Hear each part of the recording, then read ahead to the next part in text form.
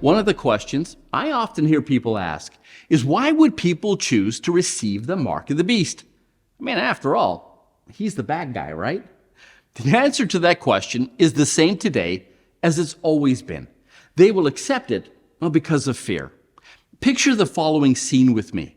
The Bible predicts a global catastrophic event that takes place here on planet Earth. We know that it's going to destroy both our global economy and it's going to threaten all life on this planet. Now imagine that you were told that this time of trouble is happening because of the wrath of an angry God. They will argue that God is angry because of something we have done, and now we need, well, to make him happy. If we can make him happy, all the bad stuff will go away. So what would you do if you believed that? What freedoms would you be willing to give up in order to find peace and safety in the face of, well, all the sudden destruction we are told is coming? What if all it took to appease God's wrath and make all the bad stuff go away was, well, let's say, make everybody go to church on the same day? I mean, just imagine how happy God would be if everybody got together and worshiped him on the same day.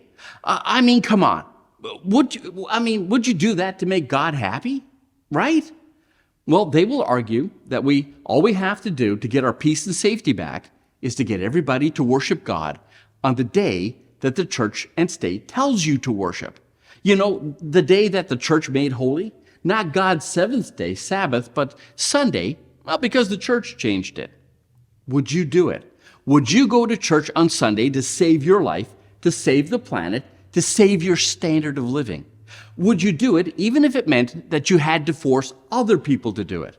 Would you be willing to sacrifice some people in order to, well, save the world as you know it?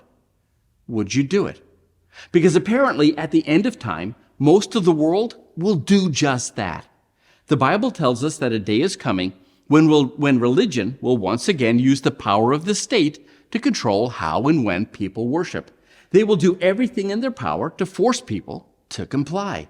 They will persecute. They will cancel. They will boycott. They will seize your bank accounts and keep you from buying and selling unless you worship how and when they tell you to. And if that doesn't work, they will attempt to take your life. As the lesson points out, they will do it thinking that they are serving and pleasing God, when in fact, they are violating everything that God stands for, which is love and free choice. In the end, you will have two groups bearing two different names, and those who have the name of God will be persecuted by those who don't. But more about that tomorrow. Thank you for stopping by. God bless. I'll see you tomorrow.